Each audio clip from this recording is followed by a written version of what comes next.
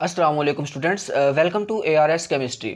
आज हम जो है ऑर्गेनिक केमिस्ट्री का एक नया चैप्टर स्टीरियो आइसोमरिज्म जो है शुरू करने जा रहे हैं। तो सबसे पहले हम ये देखते हैं कि हमारे पास आइसोमरिज्म होती क्या है। वो कहते हैं आइसोमरिज्म की अगर हम बात करते हैं तो कहते हैं compounds having same molecular formula but different physical और केमिकल प्रॉपर्टीज़। वो कहते हैं ऐसे कंपाउंड जिनका मॉलिक्यूलर फार्मूला जो है वो क्या होता है, सेम होता है, लेकिन फिजिकल और केमिकल प्रॉपर्टीज़ जो है वो क्या होती हैं, डिफरेंट होती हैं। वो कौन सा फिनोमिना शो करते हैं, आइसोमरिज्म का फिनोमिना जो है वो क्या करते हैं, शो करते हैं। तो सिंपल आपने यहाँ पे बात याद रखनी है, मॉलिक्यूलर फार्मूला जो है वो क्या होगा, सेम होगा। फिजिकल और जो केमिकल प्रॉपर्टीज़ होंगी वो यहाँ पे क्या होंगी, डिफरेंट होंगी। अब मैं इसकी आपको एग्जांपल देता हूँ। फॉर एग्जांपल मेरे पास यहाँ पे एक एग्जांपल आ रही है। ये मेरे पास एक कंपाउंड है, वो कौन सा कंपाउंड है, ये हमारे पास है डाई मिथाइल ईथर। इसका अगर हम नाम देखते हैं तो ये हमारे पास कौन सा कंपाउंड है, डाई मिथाइल ईथर। दूसरे नंबर पे अगर हम इसकी बात करते हैं तो ये हमारे पास क्या आ रहा है, ये है इथाइल एल्कोहल। इथाइल एल्कोहल जो है ये इसका क्या है, नेम है। तो अगर हम यहाँ बात करते हैं तो इसके अंदर हमारे पास ईथर लिंकेज आ रही है और इसके अंदर हमारे पास एल्कोहलिक ग्रुप आ रहा है। मीन हमारे पास ये वाला जो कंपाउंड है ये ईथर फैमिली से बिलोंग करता है और ये वाला कंपाउंड जो है ये किस फैमिली से बिलोंग करता है, एल्कोहलिक फैमिली से जो है क्या करता है, बिलोंग करता है। मीन इसमें जो फंक्शनल ग्रुप है दोनों में क्या है, डिफरेंट है। लेकिन जब इन दोनों कंपाउंड का हम मॉलिक्यूलर फार्मूला निकालते हैं तो वो दोनों का मॉलिक्यूलर फार्मूला सेम आता है, जो हमारे पास क्या बनता है, C2H6O। तो मॉलिक्यूलर फार्मूला देखो सेम आ रहा है, लेकिन इनका जो हमारे पास फिजिकल और केमिकल प्रॉपर्टीज इनकी डिफरेंट क्यों आ रही है, क्योंकि इनमें फंक्शन ग्रुप ही हमारे पास क्या आ रहा है, डिफरेंट आ रहा है। ठीक है, तो वो कहते हैं जो हमारे पास आइसोमरिज्म होगी वो बेसिकली किन कंपाउंड में होगी, जिनका मॉलिक्यूलर फार्मूला सेम होगा लेकिन फिजिकल और केमिकल प्रॉपर्टीज क्या होंगी, डिफरेंट होंगी। तो अब फिजिकल और केमिकल प्रॉपर्टीज डिफरेंट क्यों होती हैं, वो हमारे पास उसकी वजह क्या है, वो कहते हैं difference in properties is due to the different modes of arrangement of atom within the molecule. Molecule के अंदर एटम्स की जो डिफरेंट अरेंजमेंट होती हैं, ठीक है, देखो इसमें अरेंजमेंट और है, इसमें अरेंजमेंट जो है वो क्या है, और है, जिसकी वजह से हमारे पास जो है इनकी फिजिकल और केमिकल प्रॉपर्टीज जो है वो क्या करती हैं, इफेक्ट करती हैं। ठीक है, तो हमारे पास ये कंपाउंड क्या शो करते हैं, आइसोमरिज्म शो करते हैं। तो आपने सिंपल याद रखना है, जो कंपाउंड जो आइसोमरिज्म शो कर रहे होते हैं उनको हम किसका नाम देते हैं, एक दूसरे के आइसोमर्स का नाम देते हैं, and this phenomena is called isomerism. अच्छा, अब आइसोमरिज्म की दो हमारे पास मेन टाइप हैं, एक हमारे पास है स्ट्रक्चरल आइसोमरिज्म, दूसरी है स्टीरियो आइसोमरिज्म। तो इस वीडियो में हम स्ट्रक्चरल आइसोमरिज्म को कंप्लीटली देखेंगे कि हमारे पास स्ट्रक्चरल आइसोमरिज्म जो है वो क्या होती है और इसकी कितनी टाइप्स हैं। तो हम बात करते हैं यहाँ पे स्ट्रक्चरल आइसोमरिज्म की। तो वो कहते हैं compounds having same molecular formula but different structural formula are called structural isomers and this phenomena is called structural isomerism.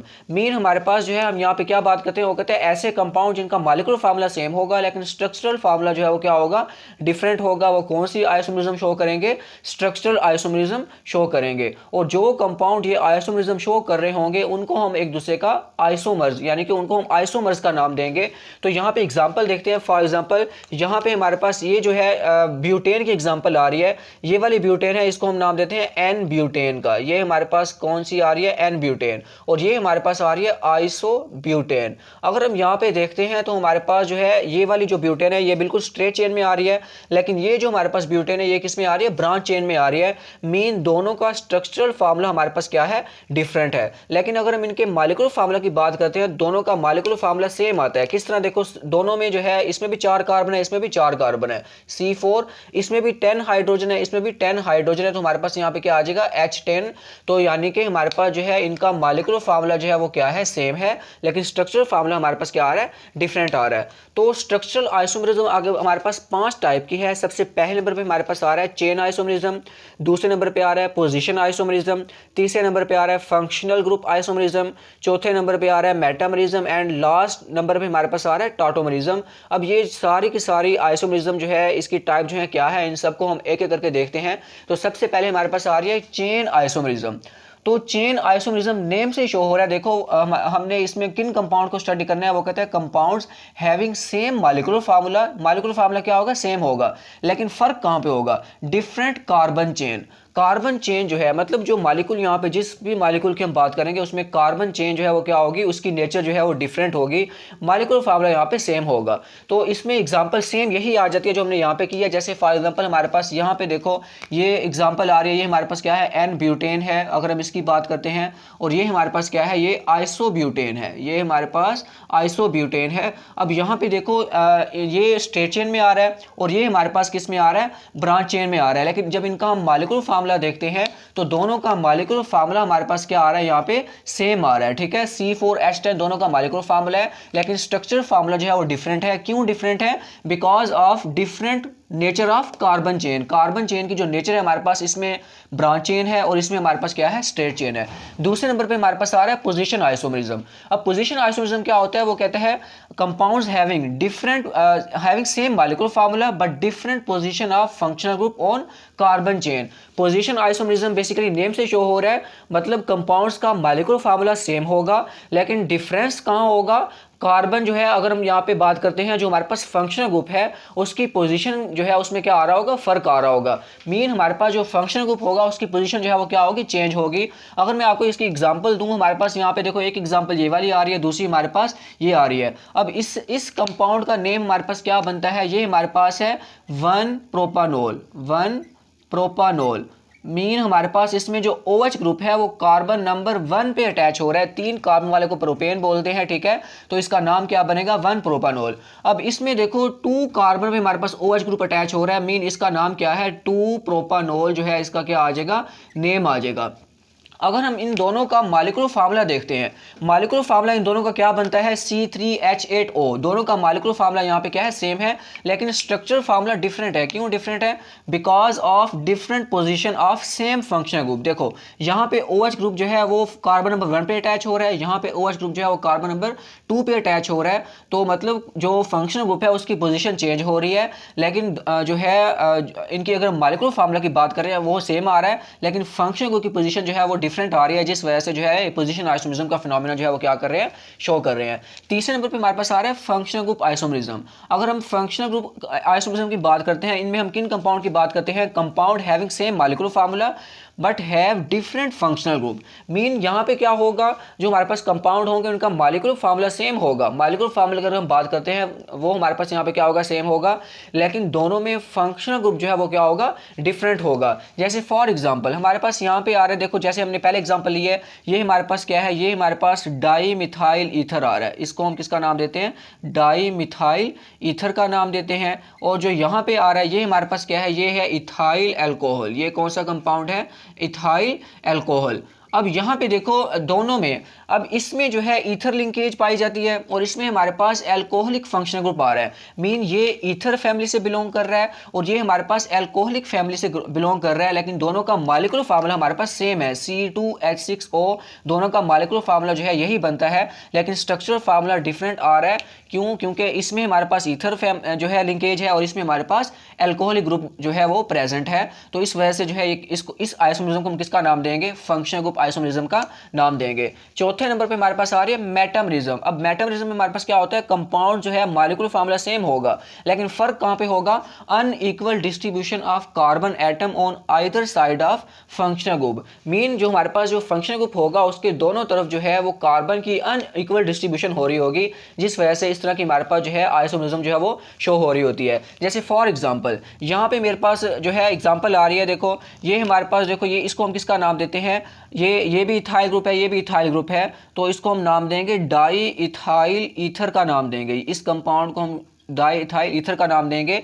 अब अगर हम इसकी इस कंपाउंड की बात करते हैं तो ये हमारे पास देखो एक साइड पे मिथाइल आ रहा है, एक साइड पे प्रोपाइल आ रहा है, तो इसका नाम क्या आ जाएगा, मिथाइल। और ये N प्रोपाइल है तो हमारे पास क्या आ जाएगा, N propyl, methyl N propyl, और ये हमारे पास क्या आ जाएगा, ईथर आ जाएगा। अब देखो यहाँ पे डाई इथाइल ईथर में देखो ऑक्सीजन के इस तरफ भी 2 कार्बन है, इस तरफ भी 2 कार्बन है, लेकिन यहाँ पे क्या है, यहाँ पे जो मिथाइल N प्रोपाइल ईथर में ऑक्सीजन के एक तरफ 1 कार्बन है और दूसरी तरफ हमारे पास 3 कार्बन आ रही हैं। तो जब हम इनका मॉलिक्यूलर फार्मूला लिखते हैं तो मॉलिक्यूलर फार्मूला दोनों का यहाँ पे क्या आता है, सेम आता है। देखिए यहाँ पे 1 2 3 और 4 4 कार्बन आ रही हैं, C4 हाइड्रोजन कितनी आ रही हैं, देखो 3 3 यहाँ पे आ रही हैं, 2 यहाँ पे 5, 2 यहाँ पे 7, 7 और 3 हमारे पास 10 हाइड्रोजन आ रही हैं और एक हमारे पास क्या आ रही है, ऑक्सीजन आ रही है।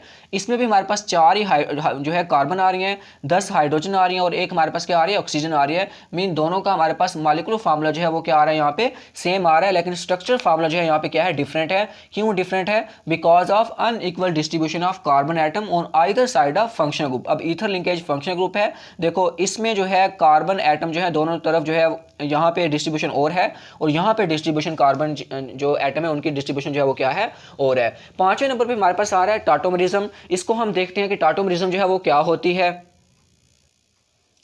अब हम टाटोमरिज्म की हम बात करते हैं तो वो कहते हैं differ in relative position of their atom exist in dynamic equilibrium and are readily interconvertible are called टाटोमर्स। ठीक है, जो हमारे पास यहाँ पे आइसोमर्स होंगे वो एक दूसरे के टाटोमर्स होंगे and this phenomena is called tautomerism. अब यहाँ पे देखो क्या होगा, देखो सिंपल आपने जो बात याद रखनी है, यहाँ पे एटम्स की जो हमारे पास रिलेटिव पोजीशन होगी उसमें क्या आ रहा होगा, फ़र्क आ रहा होगा। ठीक है, अब फ़र्क की वजह से जो दो डिफरेंट किस्म के हमारे पास जो आइसोमर्स होंगे वो बेसिकली एग्जिस्ट कर रहे होंगे, किसमें, डायनामिक इक्विलिब्रियम स्टेट में जो है वो क्या हो रहे होंगे, एग्जिस्ट कर रहे होंगे, और उसके बाद रेडिली इंटर कन्वर्टिबल होंगे। मीन हमारे पास अगर एक हमारे पास आइसोमर्स आ रहा है और दूसरा आइसोमर्स, दोनों जो है एक दूसरे में जो है रेडली क्या होंगे, इंटर कन्वर्टिबल होंगे। मैं आपको एग्जांपल से समझाता हूं। जैसे एक मिसाल है, हमारे पास यहाँ पे कीटो फॉर्म आ रही है, यहाँ पे देखो हमारे पास कार्बन डबल बॉन्ड ऑक्सीजन और यहाँ पे CH2 ग्रुप आ रहा है। अगर मैं यहाँ पे इस ग्रुप की बात करता हूँ, यहाँ पे इस ग्रुप, ये वाला, ये जो हमारे पास ग्रुप आ रहा है, अब यहाँ पे देखो इसमें क्या होगा, अब इस कार्बन के साथ 2 हाइड्रोजन है। अब जो हमारे पास ये कीटो फॉर्म है, इनोल फॉर्म में क्या होगा, यहाँ पे देखो कार्बन में दो हाइड्रोजन है, इनोल फॉर्म में कार्बन के साथ जो है 1 हाइड्रोजन है, और जो दूसरी हाइड्रोजन है वो ट्रांसफर कहाँ पे हो गई है, इस ऑक्सीजन के साथ जाके अटैच हो गई है। जब यहाँ पे ऑक्सीजन के साथ जाके अटैच हो गई तो यहाँ पे जो डबल बॉन्ड था वो सिंगल बॉन्ड में कन्वर्ट हो रहा है, और जो यहाँ पे सिंगल बॉन्ड था वो किस में कन्वर्ट हो रहा है, डबल बॉन्ड में जो है वो क्या हो रहा है, कन्वर्ट हो रहा है। तो इक्विलिब्रियम की हालत में कीटो फॉर्म 93% पाई जाती है और इनोल फॉर्म जो है वो 7% पाई जाती है। अब देखो ये दोनों एक दूसरे के क्या है, टाटोमर्स हैं, and this phenomena is called tautomerism. लेकिन अगर हम इन दोनों का मॉलिक्यूलर फार्मूला देखते हैं तो मॉलिक्यूलर फार्मूला दोनों का हमारे पास क्या आता है, सेम आता है। आप खुद देखें ना, यहाँ पे देखो हमारे पास जो हाइड्रोजन ट्रांसफर हो रहा है वो इस कार्बन से जो है इस ऑक्सीजन पे जो है वो क्या हो रहा है, ट्रांसफर हो रहा है। तो विद इन दी मॉलिक्यूल जो है ये सब कुछ हो रहा है, तो इनका मॉलिक्यूलर फार्मूला जो है वो सेम आएगा, लेकिन जो हमारे पास स्ट्रक्चर फार्मूला है वो क्या आ रहा है, यहाँ पे डिफरेंट आ रहा है। तो इस तरह की जो हमारे पास आइसोमरिज्म है उसको हम किसका नाम देंगे, टाटोमरिज्म का नाम देंगे।